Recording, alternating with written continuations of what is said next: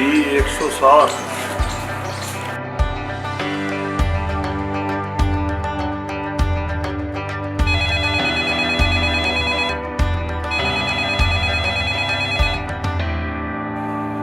Hello.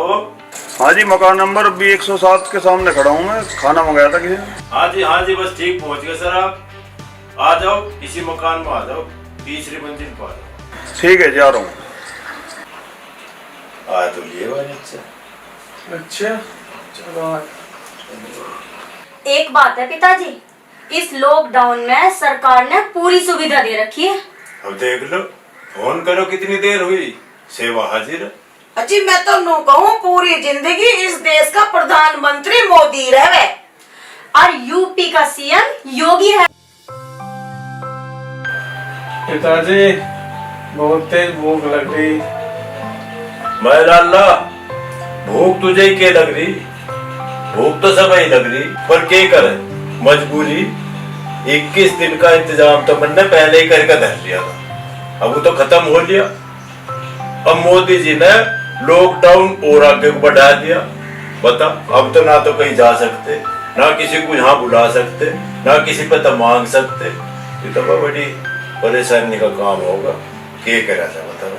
ये सारा नाश इन जमातियों ने करा है, नहीं तो हिंदुस्तान से कोरोना का वजूद भी खत्म हो जाता। अगर कहीं इनका कोई लीडर मुझे मिल जाए ना, तो चप्पले ही चप्पले बजाऊं। अरे ये बात तो बाद में कर लियो, वो पोती को भी देख लो, वो भूखी सो गई रोती रोती। चल देखूं, देखना ही के 100 नंबर पर फोन करूं, मत ही कुछ मदद मंगाऊंगा। हाँ तो देख लो।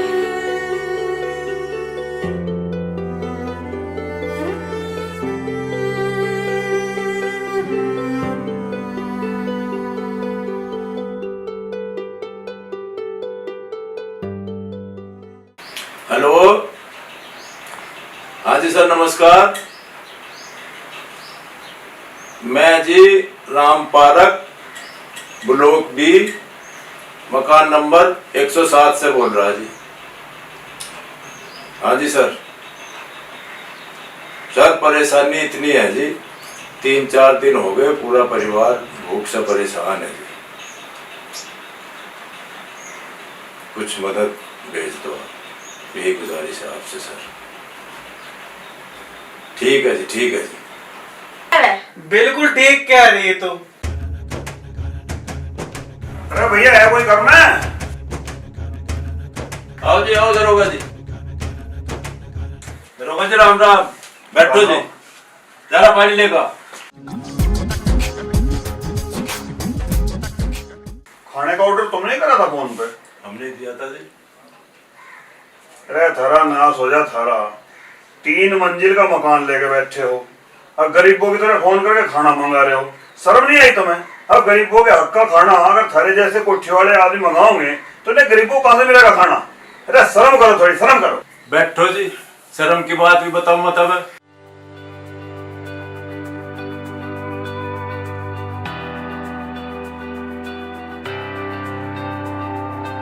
अब दरोगा जी आप शर्म की बात कर रहे थे जी, ये शर्म वाली बात सुनो जी।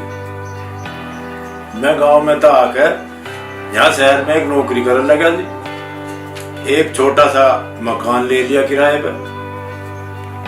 कुछ दिन पीछे अपने बालक नन्नू को ले आया जी, लहन सहन लगे। अब एक दिन पता नहीं हमारा बोलिया के दिमाग में क्या है, मुझे कहने लगी, पापा जी किराए के मकान में रहते हुए तो हमें घनी शर्म आ गए, मकान भी अपना होना चाहिए। अब क्या करे भाई, खैर बालकों की माननी भी पड़े है जी। मैंने क्या करा, मैंने अपनी नौकरी पे लोन लेकर अरे यू घर बना लिया जिसमें आप बैठे हो। घर बना लिया, अब आधी तनख्वाह तो उस लोन में कट लेगी जी। जो आधी तनख्वाह बचे थी उस तक घर का दूसरा खर्चा पानी चल जाता जी। कुछ इंगे तिंगे तो मैंने इकट्ठा करके हिसाब किताब अपना बना के इस छोरे को दे दिया जी, भाई कुछ धंधा कर ले। यू अपना एक छोटा सा कारोबार करने लगा जी। मैं इसे कहने लगा, भाई थोड़ा सा हिस्सा घर में तू भी देकर, कुछ पैसे दे देकर घर में काम आ जाएंगे, आधा तो लोन में ही कट जा। यूँ कर लगा, पापा जी मुझे तो अपना बिजनेस और आगे को बढ़ाना। चल भाई ठीक है, तू अपने बिजनेस को आगे बढ़ा ले, उसकी भी टाल होगी जी।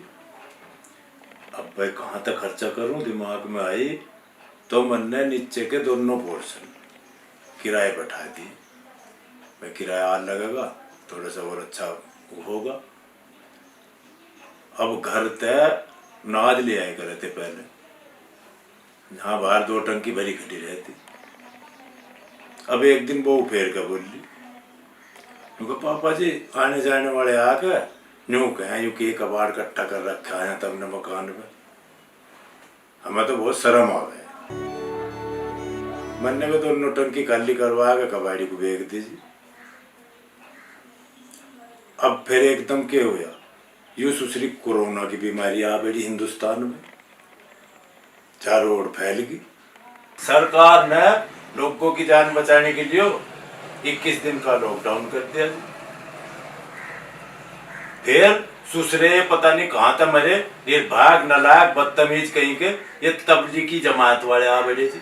इन्होंने पूरे हिंदुस्तान में ये कोरोना की बीमारी फैला दी थी। अब मजबूर होकर मोदी जी को फिर लॉकडाउन आगे बढ़ाना पड़ा जी। अब बताओ दरोगा जी, हमारा मिडिल क्लास वालों का तो मरना होगा। हम कहीं कटोरा लेकर भीख नहीं मांग सकते, हम कहीं भंडारे में खाने के लिए लाइन में नहीं लग सकते, किसी पड़ोसी पर तो उधार नहीं मांग सकते।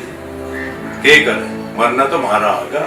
अब तो मैं एक बात बताऊं दरोगा जी, तुम मेरी बात का यकीन कर लियो, इस लॉकडाउन की वजह से मेरा पूरा परिवार 2 दिन तक भूखा बैठा है। चलो अपनी और इनकी भी देख लो जी। एक परेशानी इन तक तकड़ी है, मेरा एक यानी सी पोती है, वो नहीं देखी जा रही।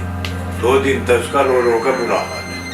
और आज तो मेरी आत्मा हो गया दरोगा जी, इतना जोर पड़ा जी। हम बड़े लोग अपना तो देख लेते जी जैसे तैसे करके। यूं पोती ना देखी गई जी, 2 दिन तक भूख की प्यासी बिलबिलाती रही बेचारी। और आज तो जी पे इतना जोर पड़ा दरोगा जी, मेरी छोटी सी पोती बेचारी रोती रोती सो गई थी भूख के बाद। बस मैंने क्या करा, मैंने अपनी शर्म तार कर उल्टी पर टांग दी और बेशरम होकर। टेंशन भगाओ के साथ मैं दीपक साहू रानीलाल। दोस्तों, अमेरिका ने एक शोध किया है जिसमें पता लगा है 32,000 जनजातियों में एक मनुष्य ही ऐसा प्राणी है जो हंस सकता है। आप ही बता दो, आपने कभी किसी गधे को हंसते हुए देखा है? यदि जो आदमी नहीं हंस रहा, ये समझो गधे बनने की कगार पे है, और यदि कोई गधा हंस रहा है तो ये समझ लो आदमी बनने की कगार पे है। दोस्तों, हंसी खुशी में रहा करो, हंसते हुए रहा करो, क्योंकि सीरियस लोग तो हॉस्पिटल में मिलते हैं। कहा भी है जिसकी मस्ती जिंदा है उसकी हस्ती जिंदा है, वरना ये समझ लो वो जबरदस्ती जिंदा है। टेंशन तो होनी चाहिए, होनी ही नहीं चाहिए। आजकल आदमी बिना काम की टेंशन लेके बैठ जाए। वो एक भाई 3री मंजिल पर खड़ा, नीचे से एक ने आवाज लगा दी, अरे रामतार तेरे लड़के का एक्सीडेंट हो गया। बस इतना ही सुना था, रामतार ने तो 3री मंजिल पर तो छलांग लगा दी और वो पढ़ता पढ़ता 2री मंजिल दोहराया। जब उसने सोचा यार तेरा तो कोई छोरा है कोनी, फिर मैंने 100 नंबर में फोन करा। बस यूं मेरे तो बहुत तकलीफ गलती होगी दरोगा जी। मैं इस बात की अपनी गलती मान रहा जी, और जो भी आप ये सामान लाए हो बस मेहरबानी करके ऐसे उल्टा ले जाओ जी। हम अंकल जी, हो सके तो मुझे माफ कर दियो, मैंने अनजाने में तुम्हें बहुत भला बुरा कह दिया।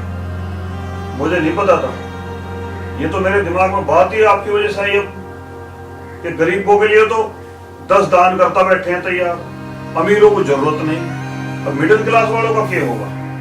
ये तो बहुत बड़ा गुनाह हो गया अंकल जी मेरे से।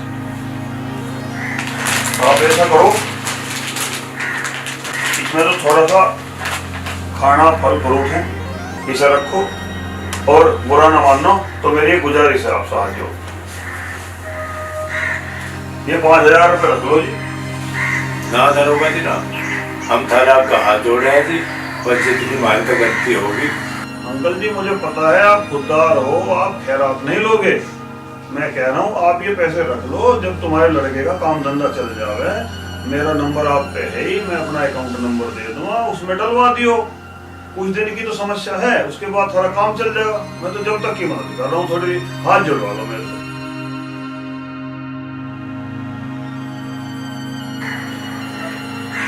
ले लो 5। अच्छा जी, राम राम। राम राम जी, राम राम। देखो कितना बढ़िया दरोगा जी। पहली मंजिल दोहराया जब उसने सोचा यार रमतारे तेरी तो शादी नहीं हो रही, और जब आके धरती में पाछा लग गया ने, जब उसका दिमाग ठिकाना आया, ओहो तेरा तो नाम भी रामतार कौन है। एक आधे आदमी का तो यह भी टेंशन हो गया है, यो शैमी वाला फोन में क्या लगा रहा है। वो एक ताई आई मेरे दौरे, बोले अरे भाई तू 24 घंटे फोन में लगा रहा है। मगर हाँ ताई, बोला कि तुम्हारी भैंस से बिकवा दे। हमेशा हंसते हुए रहना चाहिए, क्योंकि हंसने से टेंशन कम नहीं होगी ने, तो वो टिंडे वर्गा मुंह रखने भी कम नहीं होगा। वो एक क्लास में बाती बालक मास्टर बोला भविष्य काल बताओ, मैंने तेरे को 2 थप्पड़ मारे। बोला मास्टर जी इसका भविष्य काल, इसका भविष्य काल यो है सांझ ना आपकी स्कूटी पंचर हुई पाओगी।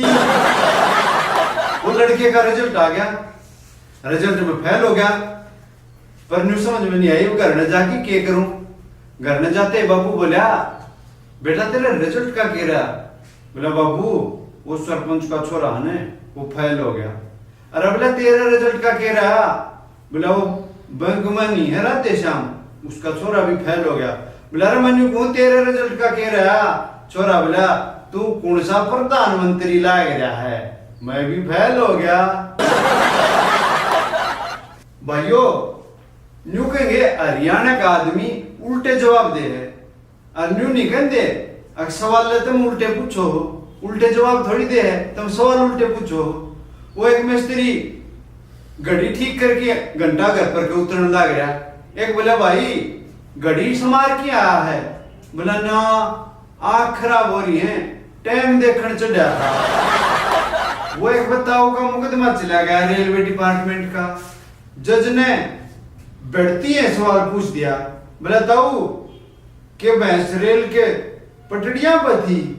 ताऊ बोला ना भाई वो तो खेत में चल रही थी, वो तो इंजन की नीयत खराब होगी, पटड़ियां पर के उतर के भैंस पर जा चढ़ा।